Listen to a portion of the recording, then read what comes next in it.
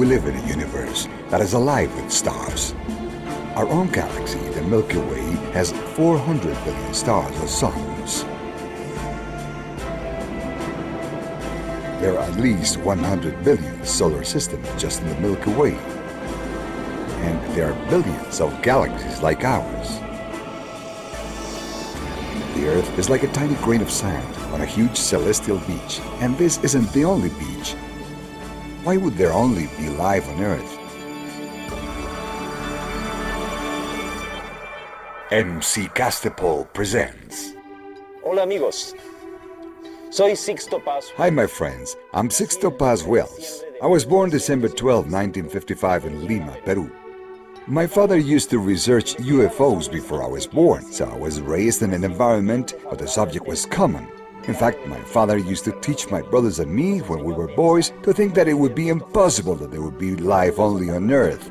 He said it would be very strange indeed if there were no life beyond this planet.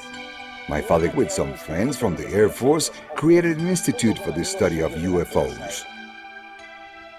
In 1973, he was invited to speak to a yoga group, and I went along with him. I was 17 years old then. While I was there, I met a group of people who were very much into spiritual subjects, although not in a religious way. I liked so much what they had to say that I spent some time with them practicing breathing, relaxation, concentration, and the meditation of Hatha Yoga and Mantra Yoga.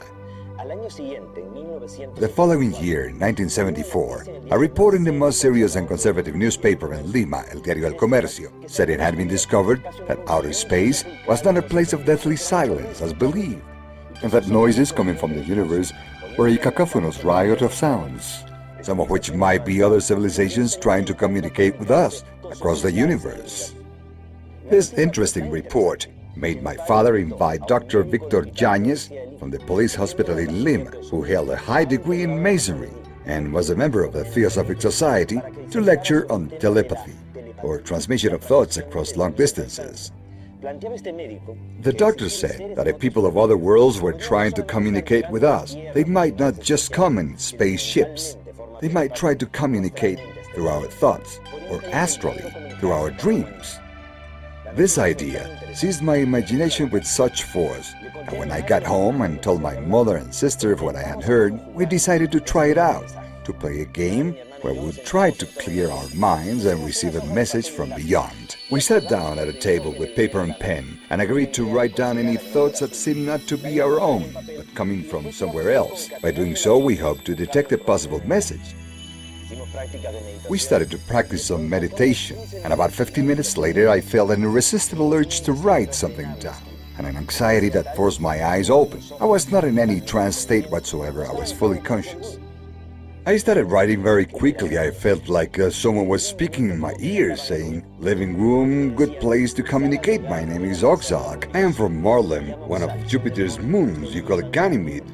We will communicate with you and soon you will see us." I thought this wasn't real, of course. It had to be a product of my imagination. But then my mother and my sister told me that they had received the same message, but they chose not to write it down. I had written it down as I was mentally receiving it. This is called psychography, or automatic writing. Next day, with some friends, we repeated the experiment. This time, though, we asked for a signal. In the course of the experiment, we received instructions to go on February 7, 1974, to Chilca Desert, south of Lima. We arrived the day before to become acquainted with the environment. We didn't want to confuse a meteor, satellite, or airplane with the expected sighting.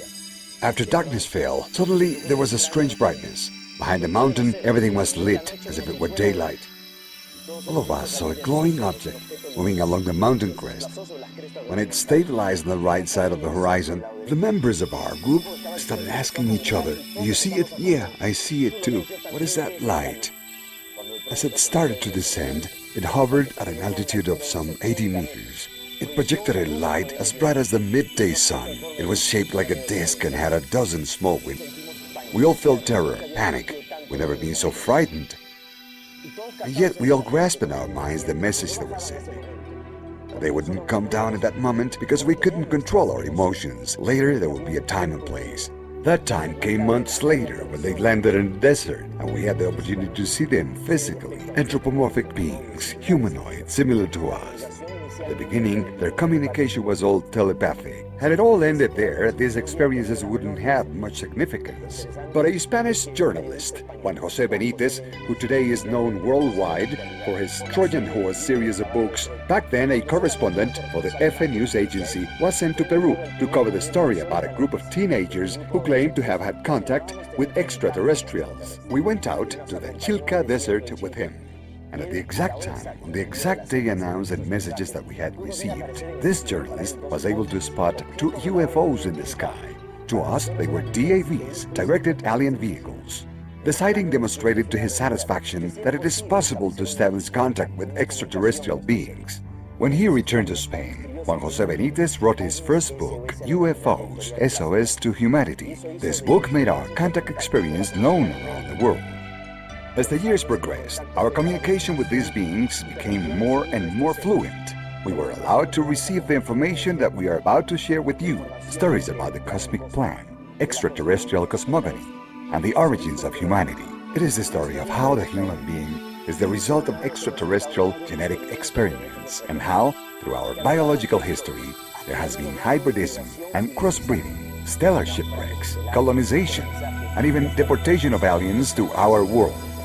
Without considering the extraterrestrial link, human history doesn't make sense.